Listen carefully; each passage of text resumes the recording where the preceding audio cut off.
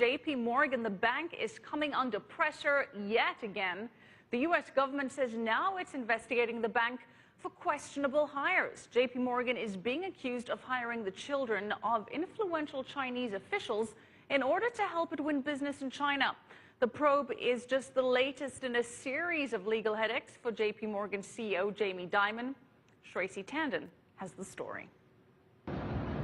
In the latest probe, the U.S. Securities and Exchange Commission is investigating JP Morgan's hiring practices in China. The SEC is looking at whether the bank's Hong Kong office hired the children of China's political elite with the sole purpose of winning business contracts in China.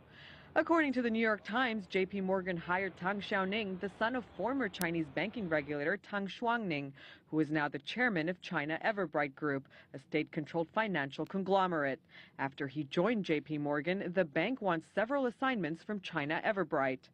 JP Morgan also hired Zhang Xixi, the daughter of one of China's most powerful railway officials, Zhang Shuguang.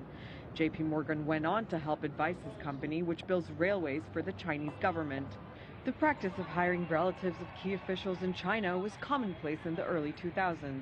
Wall Street firms engaged in the so-called elephant hunting. It's a term used to describe the chasing of mandates to manage the multi-billion-dollar stock offerings of China's big state-owned enterprises. Under the U.S. Foreign Corrupt Practices Act, or FCPA, hiring people in order to win business from relatives can be classified as bribery.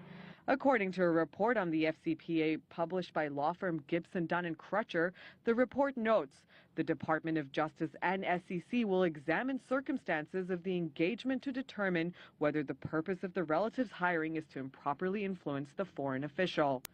JP Morgan's Hong Kong-based spokeswoman Mary Chung said, quote, "We publicly disclosed this matter in our 10-Q filing last week and are fully cooperating with regulators."